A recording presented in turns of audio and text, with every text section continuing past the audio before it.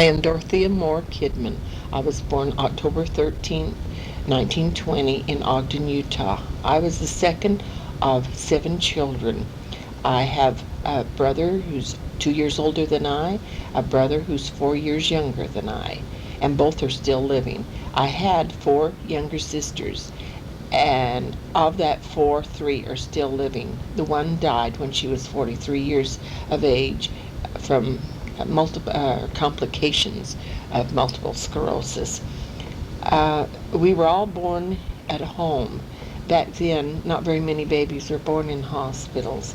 Only the very rich, and then if complications were expected. Um, Also, if you went to a hospital, you were very gravely ill, and more than likely you died before you could leave it and come home. Um, I can remember when I was 15 years old, my mother had a miscarriage, and she was very bad. She was hemorrhaging very, very badly. And they had to call the ambulance to take her to the hospital. And oddly enough, the ambulance driver was the one of the morticians in town. Now, I'm not sure, no doubt he was driving the ambulance at the time. I don't think he was driving the Black Maria. That's the name that we gave the death wagon. And but when we 7 children saw them wheel her out and put her in that car and take her, we were sure that because they were taking her to the hospital that we would never see her again. But she didn't die at that time. She was able to come home to us. Um, my Aunt Clara, who was my grandpa's half-sister, helped the doctor with the delivery of each of the babies. I don't know if she had medical training, nurses training, or anything like that, but I do know that she helped with every one of the births. And my father would call her when my mother started into labor, and then when and then she would come right over, and she would stay right with my mother, and when she thought that it was time to call the doctor, then she would give him a call, and he would come immediately, and usually he would get there just prior to the delivery, but not too much in advance of it.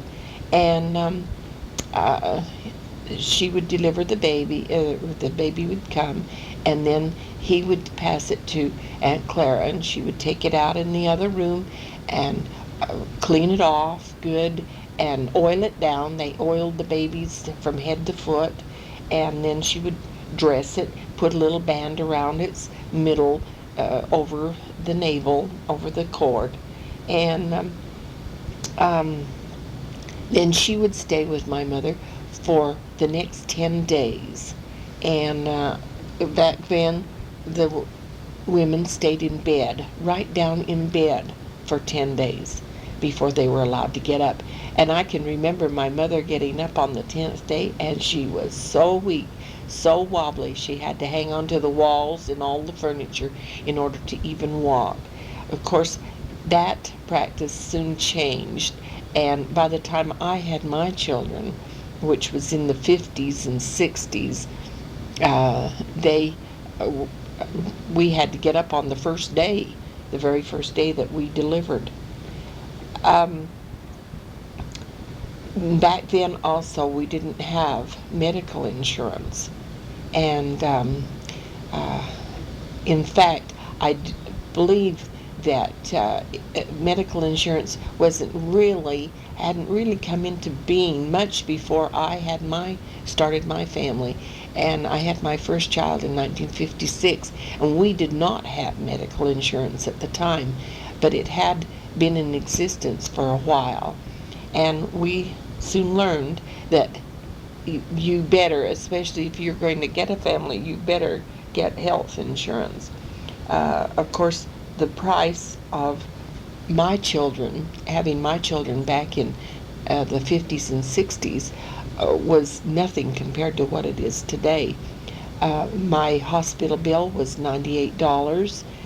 I had a baby on the Thursday and went home on the Saturday. And my doctor bill was $65. So that was it's definitely quite a difference to what it is today. My mother's my mother was Myrtle Threadgold, and she was born in Kangaroo, South Australia. My father was William Byron Moore, and he was born in Ogden, Utah. My mother was 22 years old when she came to America and married my father, and he was 27. Before I was born, I know that my father had a few other jobs that he worked at, but when I came along, he was a shipping clerk in the wholesale department at J.G. Reed and Brothers Company. Now, that was quite a prominent store here in Ogden, and it was run or managed, and I think it was owned by relatives of my dad, some distant cousins. And in fact, my dad knew everybody that worked in the store, and he was related to most of them. And they treated me good. They treated me very good. I was allowed to go over there and go up to the shipping floor where my father worked and watch the different things he did, and I got to ride down on this freight elevator with him, and they just treated me royally. I even watched the harness maker, the saddle maker, and watched the things that he did, and it was fascinating. He was a beautiful sewer of the harnesses and saddles, and in fact, Reeds were noted for their leather and the accomplishments, the things that they made with it. They had a department right there, a room in the section, I should say, in the store there, where this fellow made the saddles and the bridles and the harnesses and the gloves and different things that came or were made with leather. And my father, one of the things that he had to do was load and unload things. Now, Reed's had salesmen that they sent all over the Intermountain West and in Utah, and they got orders for different things, and then my father had to help fill these orders and get them out of the store, packaged, and on the truck for shipment. One of the things that they unloaded and loaded were tires, and then any of the appliances that happened to come out as new appliances were invented and new ones were improved on and came out. Reeds were sure to have them, and I can remember watching my father package refrigerators and package Victrolas and radios and things. And every morning when my father went to work, he had to he had to check the water in the batteries, and they handled the car batteries, and he checked the water supply and would have to add water. I can still see my father adding water to those batteries. And he went to work in fairly good clothes, but he had overalls that he put on when he was at work. And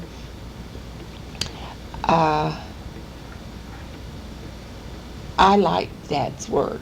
It was fascinating to me. He worked 6 days a week and was off on Sunday for quite a few years, and then he got half a day off on a Saturday. He worked until 1 o'clock. I think at first my dad's hours were from 8 until 6, but then later on it was 9 until 6, and he had an hour off for lunch. And my father would get up and go put up his lunch, and then he would walk from our place down to the main street, which was about a mile away, and catch the streetcar and ride into work. And then he'd have about half a block to walk from the streetcar down to his work. And then coming home, it was the same thing. Um, then later on, they discontinued the streetcars and got buses, and he took the bus. But of course, he had to walk. Many's the time my father worked late. Many's the time he was very late in coming home. And many's the time the streetcar or the bus had stopped running, and my father would have to walk all the way from town. We didn't have a car that he felt he could take to work. When I was right small, we had a Model T Ford, and I have pictures in my mind, mental pictures of that Model T Ford, and with the cloth windows, and the running boards, and the place on the side of the one running board, the right-hand side, to carry the ice, to put in the ice box. And my father, there was a drought, a very bad drought, and my father was the only one out of all of the neighbors and all of the people around who was even willing to part with his car. And he took the engine from the car and used that to run the pump. They had drilled a well, and they had to pump the water out of the well into the ditches so that the people around could irrigate their crops. And my father gave up his car, and we never ever got another one. Never got another one. We never had the money to buy another car. So we used our feet, and we walked everywhere, walked to the buses, walked to the streetcars, and this is the way we got around. Now, they didn't have any unions. My father was not a member of a union at any time in his life that I can remember. But the early part of my life, they did not have any unions. My father spent a lot of time away from home with his work, with his church work, and with doing jury duty. I don't know, it seemed like he was doing jury duty constantly. And back then, once you got on the jury and they started the case, you stayed right there to hear the case. They didn't dismiss it. They didn't allow them to go home like they do today. I've been on jury duty many times, and I've been able to go home unless we were in voting, or not voting, but trying to come up with a verdict. And but then, if you once they started to hear the case, then they had to go all the way through it. And many's the time my father had to stay in town, and many's the time he was there all night long. So that made it so my mother had to more or less raise us kids. But we accepted it. It seemed that we knew Dad was going to be late, and that was it. We were cared for. We had all the comforts of home. My mother was saw to it that we had food and clothes, and we were warm, and we played, and we just accepted the fact that Dad was gone, and it didn't seem to bother us, but we were always glad to see him come home. Of course, except when we were naughty. And when we were naughty, Mom didn't wield the punishment on us. She would say, "Watch out till your father comes home, and he will get the razor strap at you, and you will be sorry that you acted this way." And my father was used a straight razor, so he had this razor strap that he sharpened his straight razor on, and it popped when you could make it pop when it hit anything, or when you put the two pieces together and pulled them together, and it was very, very scary. And I can never ever remember my father hitting me with that razor strap, but I can remember being threatened with it many times. Of course, we weren't that bad, really. When I stop to think of some of the things that go on today, we really weren't that bad. We had little fights, little arguments and things, but really not serious.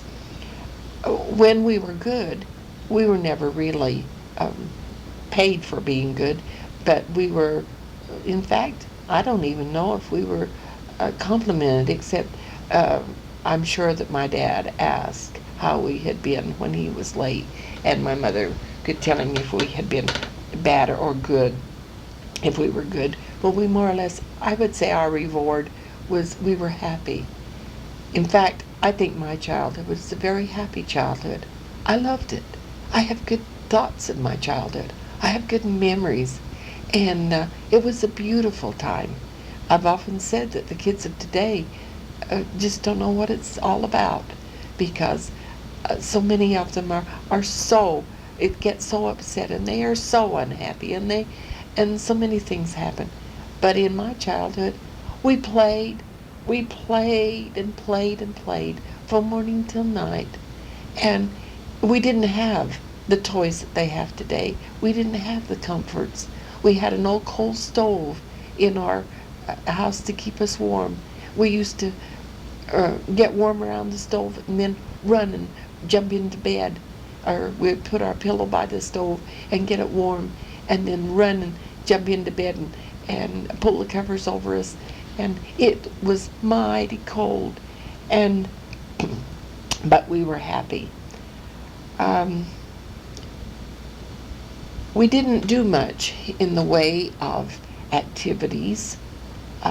We didn't have the money. We didn't have the car to go riding. Of course, my mother couldn't do much riding because she always got car sick. But we did go to the parks. Larnfar Park was just a few blocks from our house. We'd walk over there, have our dinner, and they had a small zoo, and it was so fascinating. It was so much fun to go and watch the animals, and we did have fun there. And they had the swings and the slippery slides and the teeter-totters, and so we had a lot of things to do. Of course, we had a swing at home. My dad fixed the swing in the backyard, in the trees, hanging from the trees, and so we loved to swing. That was one of our best activities. Uh, the ward or the church had a camp up in the canyon, and every year they had a party up there, and we would get on the bus and ride up to the party, and we would have a lot of fun. Uh, Many's the time we took the Bamberger, which was a small electric car between here and Salt Lake, and uh, we would ride down to Lagoon. Now, Lagoon was a resort. They had rides, the roller coaster and the merry-go-round and Ferris wheel and the fun house. They didn't have much more than that when I was a kid. Nowadays, there are many, many, many rides. Um, my dad was a very honest man. He had many qualities that I admire. He was dependable, conscientious. He was very hardworking, and he was truthful, and he was punctual. Uh, he used to tell us many times, especially if anyone was late at all for an appointment, they only had to be a minute late, and he would say, "You have wasted a minute of your time and a minute of my time, so that's 2 minutes that are wasted, 2 minutes that are lost." And we have remembered that. I don't think there's one of Dad's 7 kids that weren't dependable or punctual or honest. And it's amazing how all those qualities passed over to his children. And my mother was the same. She had the same qualities. And of course, we didn't get to know my mother too well. I was only 17 when she died. She died at the early age of 43 and from cancer. And the other children didn't get to know much about her either. But she did enjoy children. She enjoyed having babies. And I think her goal was to have a dozen. And she would have if um, it hadn't been impossible for her to have any more. Her mother had had 10, and she wanted to outdo her mother. Um, my mother was very creative. She did her own sewing. She crocheted doilies. We had doilies all around the house, underneath all the pictures and the things on the tables and uh, end tables and things like that. And we had pictures on the walls and knickknacks about. And my mother kept a very clean house.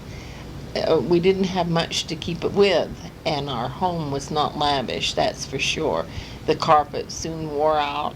The vacuum cleaner didn't work right. We had to use the broom to sweep the carpet with, and the linoleum was not very good. When the top wore off, it was just black underneath, but we didn't have money to replace it. So we had to sweep that and mop over it. And um, but my mother did keep a good clean house. That was um, one of her chores, one of her things that she did, and she was proud of the things that she could accomplish.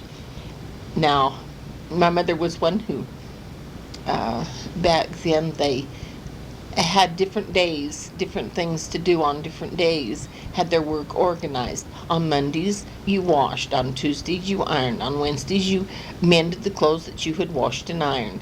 And Thursdays is kind of an open day.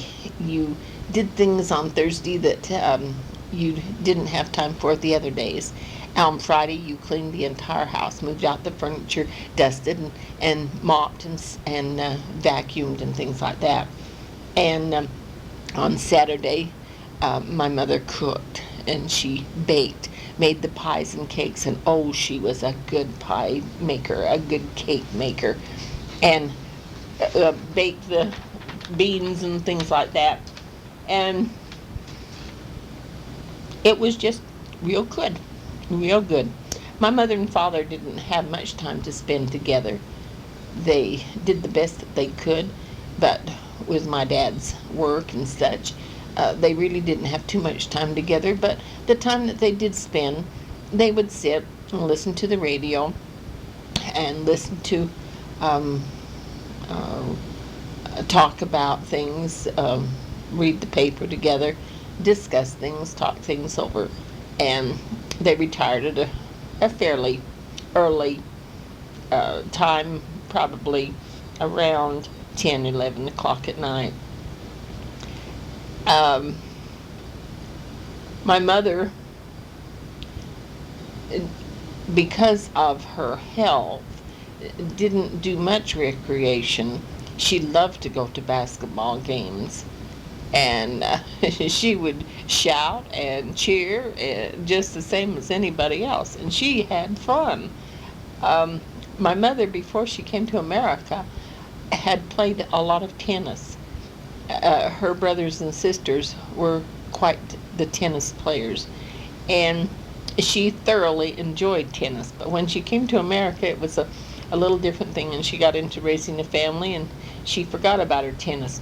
But the summer that she died, uh, my mother played a game of tennis, and she thoroughly enjoyed it. Where we lived, we had uh, our neighbors or our close neighbors were family. I had an uncle, an aunt, and cousins that lived on the south of us, and my uncle was my father's half brother, and he was a policeman in town. And on the north of us, up around the corner and up on a little hill, lived my grandfather and grandmother and uncle. And then my uncle married, and he and his wife and their family lived with my grandma and grandpa. We spent a lot of time there with my grandma and grandpa. A lot of time. My grandpa had the farm animals on his property, and we were more or less in with him on these animals. And we got our milk from his cows, and he raised chickens, and we had chickens. I helped pluck many a chicken, and we had the pigs. I helped him slop the pigs, as he would say. And then when the weather got cold, he would have the pigs slaughtered, and they had some huge trees, and they had chains and ropes hanging from the limbs on these trees, and they would hoist these pigs up. They underneath them they had great big kettles. Oh, they were huge, filled with water, and they built a fire underneath them, and they got the water really hot, and then they were able to take the hide or the hair off the hide of the pigs, and they um, uh, took the insides out and washed them out real good, and then they allowed them to hang. And the weather was so cold, so very cold, but they hung for a few days. Then they cut them down and cut the meat up. And we didn't have freezers. We didn't have refrigerators. I don't think my grandfather, all he had was a back porch, and it kept pretty cool, and this is where he kept the meat. And when they did the pigs, they used almost everything that the pig had, every part of the pig. They even made pickled pig's feet, which I hated, and head cheese. And my grandfather made the best sausage. And we had pork chops and pork roasts and ham, and then they even washed out the bladder and gave it to the boys to play football with. And my grandfather had horses, and I used to love to go and watch him clean out the horses' stalls, and watch him brush the horses down. And I loved the horses. And when my grandfather wasn't looking, I was slipping when I got big enough, I was slipping a saddle on the horse and riding around the pasture. And oh, it was fun. And these horses he used on with his plowing. They were his plow horses and cultivating horses, and he didn't have a tractor. He didn't own a tractor at all in any of the tractors. Really hadn't come into their prominence. And Grandpa used to go out to North Ogden, and he had hay growing out there, and he would cut it, and we used to ride out with him on the hay wagon pulled by the horses. And when the hay was ready to bring in, we would ride out with him, and then he let us ride in the middle of the hay, way on top of the wagon. Nowadays, I would shudder at the very thoughts of it, but then I didn't think anything at all about it. And then we would ride back, and he would put the hay up in the loft, and then we got to jump in the hay, and oh, what fun we had. We had a garden. My grandfather had a garden also, but we had a garden, and we grew all kinds of crops. Um, on the vegetables, we grew just practically everything. Uh, Carrots, peas, tomatoes, potatoes, onions, turnips, um, spinach, and let me see, corn. We even grew popcorn that we later popped during the winter, and green beans. And my mother put up these vegetables, beets. I even forgot the beets, and she put up all these vegetables. And then we had uh, the trees, the fruit trees, the plums, the prunes, peaches, pears, apricots, apples of all kinds. And we had raspberries and red raspberries, black raspberries, and strawberries, and currants, and red and black currants, and gooseberries and dewberries, and we just grew all of it. And then my mother uh, canned everything that she possibly could. She had, I guess, about um, in all from 400 to 600 bottles of fruit and vegetables. And the way they did them at first, when I was right tiny, she did open kettle style, where you put the things into the kettle and added the water, and with the fruits you added the water and the sugar and boiled them, and then you boiled your bottles and put the hot fruit in